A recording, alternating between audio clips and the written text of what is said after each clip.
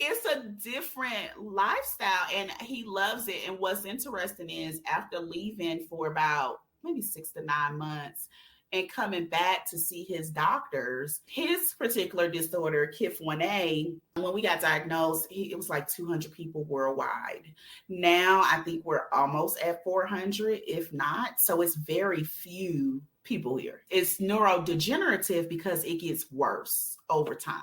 Whereas when we were diagnosed with cerebral palsy, they said, well, the good thing is it doesn't get worse over time. I heard that so many times. Then you come back and tell me, oh yeah, this one gets worse over time. I noticed that a lot of kids around the age of 12, that's when they would start getting worse. So one of the reasons why I left is I was like, well, if you're telling me it's going to get worse over time, we don't have time for the natural progression. Go to school, find a spouse, get married, have kids, then vacation. We don't have time for that. So what we're going to do is we're going to go the other way. We're going to start vacationing, living our life to the fullest, doing what we do.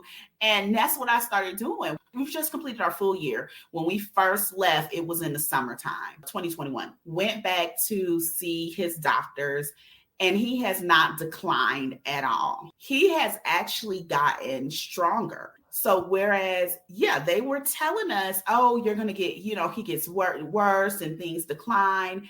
He has gotten stronger. We walk more, we eat better. He swims a lot. I picked up a physical therapist right there in Dominican Republic. It was like $9 a visit. So we did